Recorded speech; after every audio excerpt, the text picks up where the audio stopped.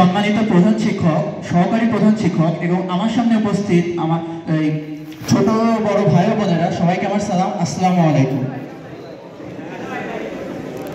আজ আমি বৈষম্য বিরোধী ছাত্র আন্দোলনের ইতিহাসের শুরু থেকে শেষ পর্যন্ত সংক্ষেপে উপস্থাপনের চেষ্টা করব। ভূমিকা: বৈষম্য বিরোধী ছাত্র আন্দোলন 2024 সালের 1 জুলাই গঠিত হয়। এটি শিক্ষার্থীদের সমন্বয়ে গঠিত একটি সংগঠন যা কোটা সংস্কার ও শিক্ষা ব্যবস্থার বৈষম্য দূরীকরণে কাজ করে। আন্দোলনটির মূল লক্ষ্য ছিল কোটা সংস্কারের মাধ্যমে চাকরিতে প্রবেশের জন্য সঠিক ও বৈধ পদক্ষেপ গ্রহণ করা। 2024 সালের 2রা জুলাই আন্দোলনের কার্যক্রম শুরু হয়। দেশের বিভিন্ন শিক্ষা প্রতিষ্ঠানে বিক্ষোভ, মানববন্ধন, রাস্তা অবরোধ সহ বিভিন্ন কর্মসূচি পালিত হয়। আন্দোলনের কর্মসূচি ও প্রধান দাবি: 2 থেকে 6 জুলাই বাংলাদেশের বিভিন্ন স্থানে শিক্ষার্থীরা কর্মসূচি পালন করে, বিক্ষোভ, মানববন্ধন, মহাসড়ক অবরোধ ইত্যাদি।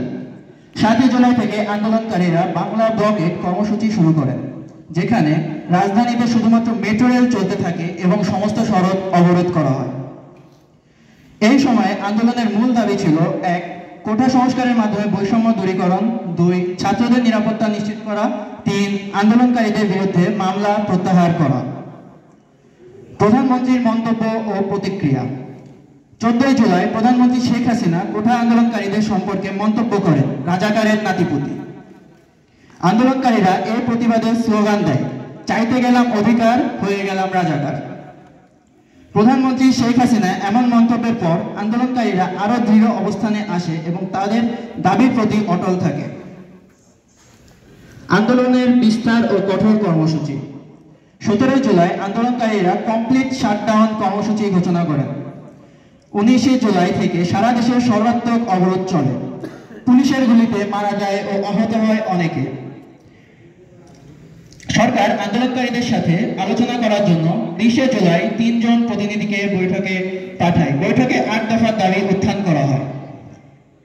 এই সময় আন্দোলনে বিভেদ দেখা দেয়। কিছু সমন্বয়ক সরকারের সাথে আলোচনায় বসে, কিন্তু কিছু সমন্বয়ক বসতে চাননি।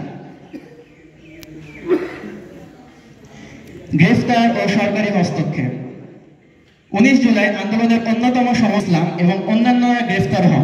22 জুলাই নাহিদ ইসলাম 48 ঘন্টার আলটিমেটাম দিয়ে কর্মসূচি স্থগিত করার ঘোষণা দেন, কিন্তু 24 জুলাই আন্দোলনকারীরা আবার সক্রিয় হয়ে ওঠেন এবং আগের কর্মসূচি পুনরায় শুরু করেন। 26 জুলাই আন্দোলনকারীরা আরো কয়েকজন নেতা গ্রেফতার হন এবং 28 জুলাই আন্দোলনের নেতারা ঘোষণা দেন, আমরা শেষ পর্যন্ত আমাদের দাবি আদায় না হওয়া পর্যন্ত আন্দোলন চালিয়ে যাব।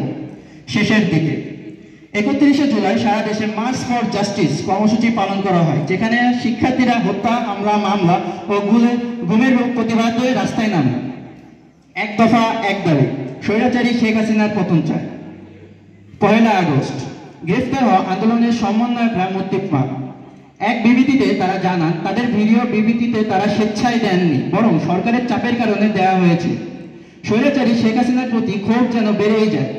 সকল ছাত্রদের দাবি হয় একটাই, স্বৈরাচারী শেখ হাসিনার পতন চাই। অবশেষে 5 আগস্ট সেই স্বৈরাচারী দেশ ছেড়ে পালিয়ে যেতে বাধ্য হয়। উপসংহার: এই আন্দোলনটি বাংলাদেশের ইতিহাসে এক উল্লেখযোগ্য ঘটনা। এটি শিক্ষানীতি ও কোটা সংস্কারের সাথে সম্পর্কিত একটি বড় সামাজিক পরিবর্তনের সূচনা করে। আন্দোলনকারীরা তাদের দাবি আদায়ে শক্ত অবস্থান নেন এবং কোটা সংস্কারের জন্য আন্দোলনে সফল করে তোলেন। এর মাধ্যমে শিক্ষার্থীরা শিক্ষা ব্যবস্থার বৈষম্য দূরীকরণ ও ন্যায্যতা প্রতিষ্ঠানের একটি বড় পদক্ষেপে এগিয়ে যান। ধন্যবাদ সবাইকে।